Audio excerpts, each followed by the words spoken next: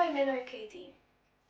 Môj život je ako keď vám čerstvo kúpená zmrzlina padne na čerstvo kúpené 100-eurové tenisky. Jedným slovom, hrozný. Mám na nič rozmaznaného brata. Nie! Mami! Hroznou mamou. A otcom, ktorý asi ani nevie, že existuje. Kater, poď mi zlášku!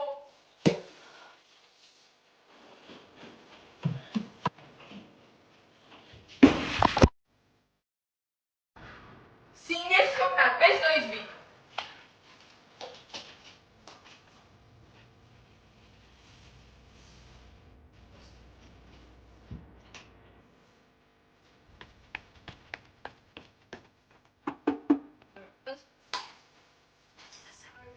A mama nekričala. Ale by sme boli zavolať políciu. Nie, sú to predsa moji rodičia.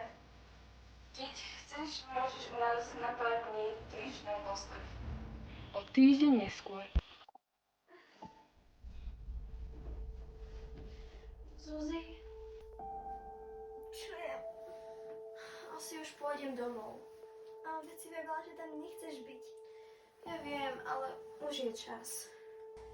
Naozaj si vážim, že som mohla tak dlho u vás byť, že ste mi dali jedlo, pitie, kde spať, aj oblečenie, ale už je na čase, aby som išla domov.